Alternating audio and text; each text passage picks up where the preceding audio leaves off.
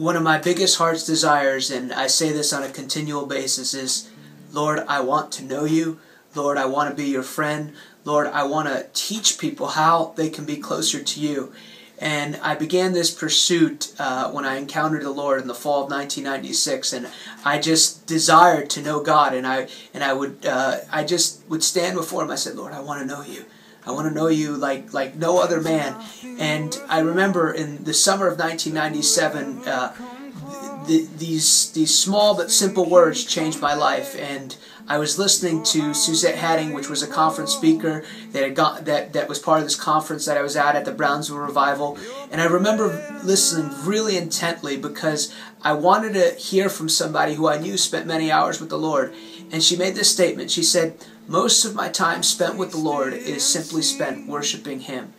And for maybe those of you listening, that sounds really simple, but it changed my life because I knew that I could worship. I knew that I loved to worship. So back then there were still tapes. I got every tape imaginable, every Integrity tape there was, and I would lock myself in a room and I would just begin to worship the Lord.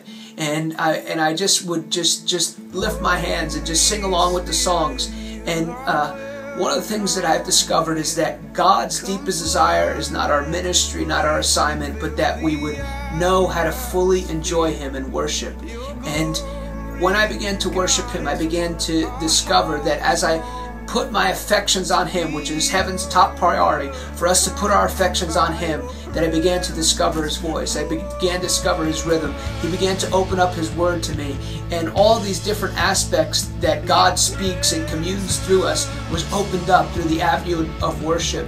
And so today, I bless you to worship God. I bless you to lift your eyes and your mind higher than your circumstances, higher than anything you're going, and just focus on Lord. Because as you do that, the things of this world and the challenges of this world really do grow strangely dim. And not just worship in singing a song or an intentional focus on Him, but worship Him in every area. Worship Him in how you love your children. Worship Him in how you speak to your friends and your co-workers. Worship truly is the lifestyle, but worship is also one of the keys that God has given us to open up the resources of His kingdom to us.